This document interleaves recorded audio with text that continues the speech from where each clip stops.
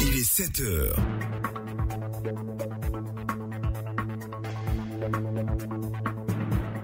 Compatir, c'est souffrir avec, c'est le sujet de la chronique Société aujourd'hui que vous aurez juste après le journal. Et Serge Dakouri et Boukari Tapsova seront avec nous pour le sport. Ce sera dans la mi-temps à partir de 7h15 sur la radio numéro 1 sur l'info. Et le sport, avant tout ceci, c'est bien sûr le journal Le Grand Format présenté par Jérôme Kouakou. Bonjour. Bonjour Thierry Angeval. À la une de ce journal, 1600 hommes d'affaires et décideurs financiers sont à Abidjan à la faveur de la 6e édition du Africa CEO Forum. La conférence d'ouverture a porté sur la révolution digitale. Dans ce journal, nous irons à Bondoukou pour parler des taxis motos. Ces engins rendent service mais constituent un réel danger pour la population. On en parle dans ce journal. Et puis en Angola, le fils de l'ex-président Dos Santos inculpé pour détournement de fonds de près de 250 milliards de francs CFA. Il lui est interdit de sortir du pays. Son passeport est même confisqué. Bienvenue à tous, bonjour. Et nous démarrons avec cette information. Des hommes d'affaires et décideurs financiers réfléchissent à la transformation de l'économie africaine. Ils sont au total 1600 qui participent à ce rendez-vous du secteur privé africain, une plateforme de rencontres et d'échanges annuels qui réunit les investisseurs internationaux, les chefs d'entreprise et plusieurs personnalités, dont les chefs d'État, pour mener des réflexions sur le développement des affaires sur le continent. À l'ouverture des travaux, le chef de l'État ivoirien, Alassane Ouattara, a invité le secteur privé à demeurer le moteur de la croissance, le secteur privé qui joue un rôle crucial, a-t-il dit, dans l'émergence des États africains. Alassane Ouattara. Le secteur privé doit améliorer la productivité et ses performances parce qu'il y a des opportunités importantes. Mais il faut que cela soit donc concrétisé par le secteur privé. Alors deuxièmement, il faudrait mettre l'accent sur l'innovation technologique, comme dans les économies émergentes en Asie, et ceci me paraît essentiel. Et troisièmement, bien sûr, avoir des relations de confiance en travaillant avec le gouvernement pour trouver des solutions aux facteurs qui entravent votre capacité à produire et à exporter. Croyez-moi, nous croyons à la capacité du secteur privé de nous aider à avancer dans la bonne direction. Une conférence plénière a marqué l'ouverture de ce sixième forum. Et 4 personnalités ont animé ce panel. Amadou Gon Coulibaly, Premier ministre, Akinwumi Adesina, président de la Banque africaine de développement, la BAD, Alagui Abdou Samad, homme d'affaires nigérian, et Kouseni Damini, de l'Afrique du Sud. Le compte-rendu de ce panel avec Régis Kofi.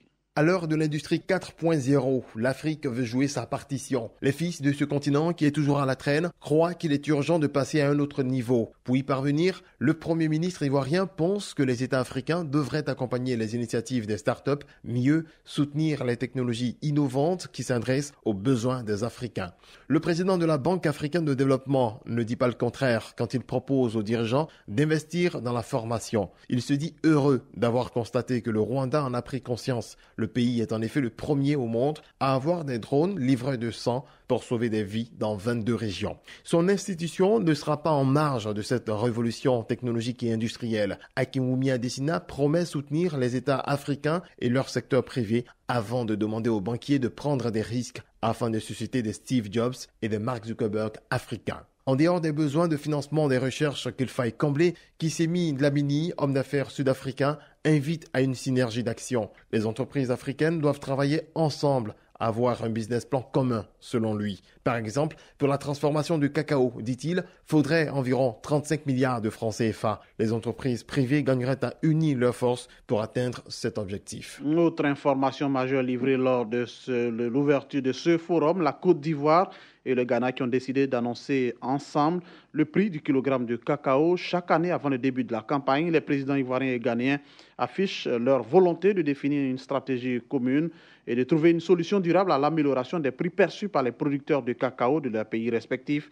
Une déclaration a sanctionné la signature d'accord entre le président Alassane Ouattara et Nana Akufo-Addo du Ghana. La séance a eu lieu au palais présidentiel. Et Jérôme, passons à l'agenda du vice-président. Oui, Daniel Kablan-Duncan a reçu en audience hier lundi soir la présidente directrice générale de la MIGA, qui est l'Agence internationale multisectorielle de garantie, la MIGA, qui appuie la Côte d'Ivoire à hauteur de 75 milliards de francs CFA. Keiko Honda a félicité les autorités ivoiriennes pour avoir hissé le pays dans le top 10 des pays à forte croissance au monde. On l'écoute. Côte d'Ivoire is one of the top 10 investment destinations. La Côte d'Ivoire est parmi les 10 plus grands clients du MIGA au monde. Il y a des opportunités dans le secteur énergie, transport et aussi les services sociaux, les secteurs sociaux qui promettent quelques possibilités de collaboration. Elle a félicité pour le succès du pays en termes de croissance économique qui a dépassé le 7% l'année dernière et qui compare très favorablement et parmi le taux le plus élevé du monde. Not only Europe or US, but also among the many developing countries. Une autre information dans ce secteur, le ministre des Affaires étrangères Marcel Amon-Tano a remis le week-end dernier 2 véhicules composés d'une ambulance et d'une 4x4 à la gendarmerie de la localité. C'est une action du gouvernement dont le message a été porté donc par Marcel Amon-Tano, ministre des Affaires étrangères, également fils de la région. Et c'est le commandant supérieur de la gendarmerie, Kwaku Kwadio Nicolas, qui a réceptionné ce don. Le dossier du jour. Le dossier du jour nous emmène à la découverte des mototaxis à Bondoukou qui demeurent un mal nécessaire. Oui, ces tricycles, bien que ces engérants dénomment service aux populations, demeurent pour la plupart à l'origine de nombreux accidents de la circulation. Le dossier de Meshach Steve depuis Bondoukou. L'arrivée des tricycles ou encore appelés mototaxis est salutaire pour la population car cet engin facilite l'évacuation de marchandises de toutes sortes. Taxi moto, vraiment c'est un moyen de faire commerce. Ça nous permet facilement de transporter nos marchandises, nos bagages, voilà, même dans les endroits les plus éloignés où il n'y a même pas de route, de piste. Voilà, avec les taxis moto, on y arrive facilement.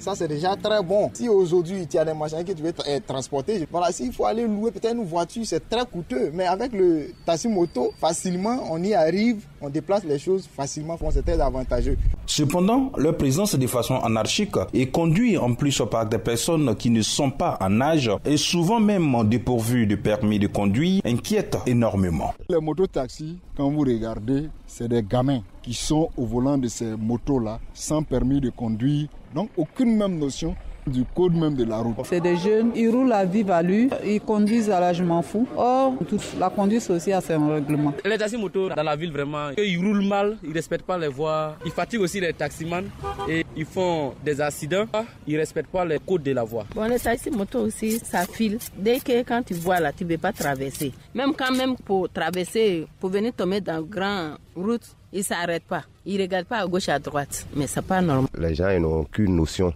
du code de la route. Ils ont des motos et ils ne savent pas comment il faut rouler en ville. Les taxis motos, quand on vérifie bien, ils n'ont pas les permis. Ils filent, ils ne roulent pas bien dans la ville. Ce que je vois, les taxis motos ne roulent pas bien. Ils ne suivent pas leurs lois. C'est en ville, les enfants traversent, il y a du monde. Ils roulent n'importe comment, comme s'ils sont en brousse. Même si tu es un grand pour traverser la route, tu as peur. Une peur qui appelle à des propositions des populations pour faire face à cette mauvaise conduite des mototaxis. Je crois que chacun devra passer le permis.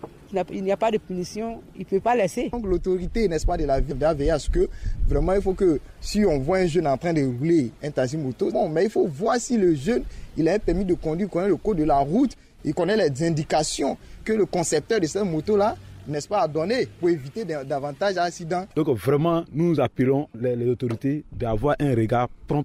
Sinon, le rôle premier des tricites ou mototaxis, détourné par les ambitions démesurées des conducteurs, crée aujourd'hui plus de mal que de peur. Meshach Steve, Bondoukou, pour Radio Côte d'Ivoire. Radio Côte d'Ivoire, à Bondoukou et environ, 101.1 FM. Et allons-y à l'international. À présent, en Angola, le fils de l'ex-président Dos Santos inculpé pour détournement. Oui, le fils José Filomeno Dos Santos a été formellement inculpé pour avoir ordonné un virement jugé suspect de 500 millions de dollars, un peu plus de 250 milliards de francs CFA. Son passeport est confisqué. Il est interdit de sortir du territoire angolais. Le fils est poursuivi aussi pour fraude, détournement de fonds, trafic d'influence, blanchiment d'argent et association criminelle.